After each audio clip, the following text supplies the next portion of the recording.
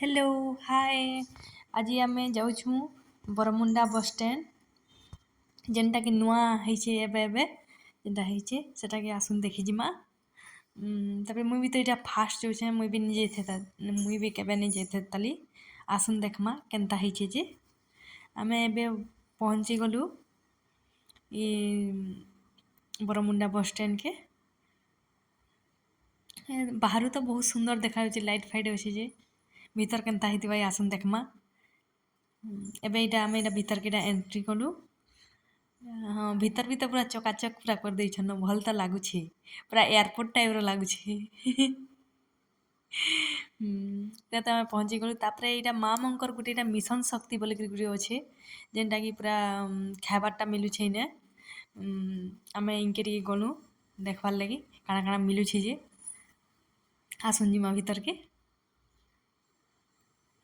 ହଁ ଦେଖୁଥିବେ ଏଇଟା ସବୁ ଏଇଟା ଆମେ ମଗାନୁ ସମୋସା ଗୋଟେ ମଗାନୁ। ଇଟା ନେଲା ଗୁଟେକେ 50 ଟଙ୍କା ନେଲା ପଛେ, ହେଲେ ବେଶୀ ଟିକେ ରେଟ୍ ଟିକେ ବେଶୀ ଟିକେ କରିଦେଇଛନ୍। ତ ଏଇଟା ତାର୍ ବାବୁ ଆରୁ ତାର୍ ବାପା ଏଇଟା ବସିଛନ୍। ତାପରେ ମୁଇଁ ପଚାରିଲି କେନ୍ତା ଲାଗୁଛେ, ମୁଇଁ ନିଜେ ହଁ ଚଲ୍ବା କହିଲି। ବାକି ମୁଇଁ ଯେତେବେଲେ ଖାଇନି ମତେ ପୁରା ବହୁତ ଭଲ୍ ଲାଗ୍ଲା। ଭିତରେ କାଣା ଥିଲା କି ସେ ପିଆଜ ଟିକେ ଥିଲା, ପନିର ଟିକେ ଥିଲା ଆଉ ସସ୍ ଦିଆହେଇଥିଲା, ବାକି ମତେ ବହୁତ ଟେଷ୍ଟ ଲାଗ୍ଲା। ତାପରେ ଆମେ ଇନୁ ବାହାରି ଆସିଲୁ। ତାପରେ ଯେନ୍ ଆହାର କେନ୍ଦ୍ର ଏନି ଅଛେ 5 ଟଙ୍କା ବାଲା ଆହାର କେନ୍ଦ୍ର, ଇଟା ହଉଛେ ସେ ଜାଗା। ଇନେ ଦ୍ୱିପହର ମାନେ 12 ବଜେ ଖୋଲା ରହୁଛେ ବେଲେ ଇନେ 5 ଟଙ୍କା ଦେଲେ ଇଟା ସେ ଖାଇବାର୍ଟା ଇନେ ଖାଇପାରବେ ଇଟା। ତାପରେ ଇନେ ବି ଆରୁ ଗୁଟେ ହେନ୍ତା କେଫେ ଟାଇପ୍ର କାଣା ଗୁଟେ ଥିଲା ହେନ୍ତା।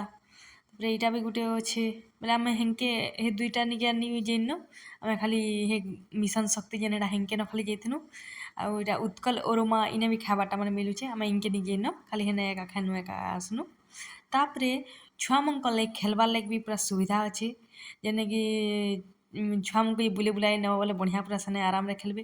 ଆମେ ସେ ଗାର୍ଡ଼କେ ପଚରାନୁ ଯେ କିନି ଇଟା କାଁ ହେଲାଗି ବନ୍ଦ ହେଇଛେ ବୋଇଲାକେ ସେ କହେଲା କିନି ନାଇଁ ଇଟା 10ରୁ 3 ବଜେ ତକନ ଖୁଲା ହେସି। 10ରୁ 3 ବଜେ ତକ ଛୁଆମାନେ ତ ସ୍କୁଲ୍ ଯିବେ ଆର୍ କେତେବେଲେ ଆସ୍ବେ ଇମାନେ ଖେଲି ଆରୁ କହ ତ। ଯେ ଇମାନେ 10ରୁ 3 ବଜେ ତକ୍ ବନ୍ଦ କରିଦେଇଛନ୍। 3ରୁ 5 କି 8 କରତେ ବେଲେ ସିନା ଗୁଟେ ଭଲ୍ ହେତା ରାତିରେ। ଠିକ୍ ଛୁଆମାନେ ଆଏବାର୍ ଟାଇମ୍କେ ଇମାନେ ବନ୍ଦ କରିଦେଇଛନ୍। ତାପରେ ଆମେ ପଲେଇ ଆସ୍ଲୁ। ତାପରେ ଇଟା ଗୁଟେ କାଣା ବନ୍ଦ ଥିଲା, ଇଟା କାଣା ଗୁଟେ ଇଟା କରିଛନ୍ ଯେ ମୁଇଁ ବି ତ ନି ଜାନ୍ବାର୍ ଇଟା। ବେଲେ ହଁ ଠିକ୍ ଅଛେ। ତାପରେ ଫେରି ଲାଇଟ୍ ଫାଇଟ୍ ତ ବଢ଼ିଆ ତ ହେଇଛେ। ଭିତରେ କାଣା ଅଛେ ଯେ ମୁଇଁ ବି ସେଟା ନି ଜାନ୍ବା। ତାପରେ ଆମେ ପଲେଇ ଗଲୁ ଟିକେ ତଲ୍କେ ଟିକେ ପଲେଇ ଗଲୁ।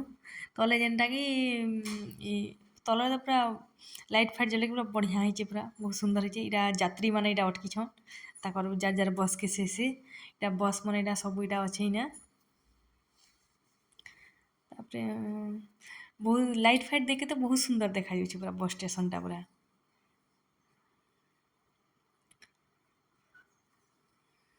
ତାପରେ ଇଟା ଆମେ ଇଟା ଟିକେ ଇଟା ଦେଖ୍ଲୁ। ଆଉ ଫେର୍ ଆମେ ଇଟା ହଉଛେ ଟିକେଟ୍ ବୁକ୍ କରବାର୍ ଲାଗି କାଉଣ୍ଟର୍। ତାପରେ ଆମେ ପଲେଇ ଆସ୍ଲୁ ଉପର୍କେ। ଇଟା ଆମେ ଇଟା ବାହାରେ ଇଟା। ତାପରେ ଇହାଦେ ଆମେ ଇଟା ଘର୍କେ ପଳଉଥିନ। ଆଉ ମୋର୍ ଭିଡ଼ିଓ କେନ୍ତା ଲାଗ୍ଲା ଯେ ଲାଇକ୍ଟେ କର୍ବେ, ସବ୍ସକ୍ରାଇବ୍ଟେ କର୍ବେ ଆଉ ସେୟାର୍ଟେ କର୍ବେ। ଆଉ ଲାଇକ୍ କର୍ବାର୍ ନି ଭୁଲ୍ବେ। Thank you, bye bye.